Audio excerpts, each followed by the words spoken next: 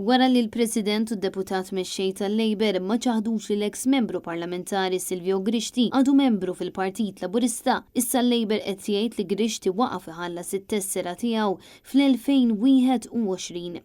Dan fi żmien meta kienet ħabbret ir-riżenja tiegħu minn membru parlamentari Laburista, kif kien qiegħed ikun investigat brabta maċ-ċertifikati tal-mart li kien joħroġ u l-iffirmar ta' dokumenti folots. Din il-konfużjoni dwar l-iskandlu tal-benefiċċji soċjali komplit teskala wara li fl-aħħar 24 siegħa il-President tal-Partit Laburista Ramona Attard u d-deputat mexxej Daniel Mikallef, żewġ uffiċjali għolja tal-Partit Laburista, ma ċaħdux li t-tabib Silvio Grixti għadu membru fil-Partit Laburista.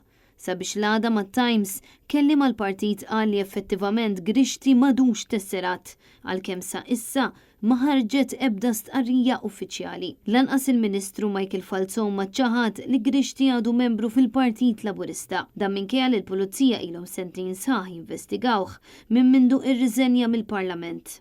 Jekk għadux membru fil-partit mhix pożizzjoni nikkonferma.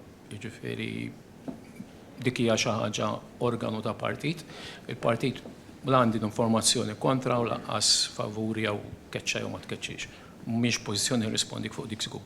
Meta Michael Falzon, il-Ministru responsabbli politikament mis-settur soċjali, kien qiegħed jindirizza lil ġurnalisti flimkien mal-Ministru Byron Camilleri u ġie mistoqsi dwar il-persuni involuti f'dan is-serq ta' miljuni ta' euro mill-benefiċċji soċjali u ikkonferma li l-persuni involuti f'dan ir-racket ta' frodi issa telgħu għal 180 persuna. Illum qed nitkellmu li qegħdin xi 180 jekk niftakar sewwa.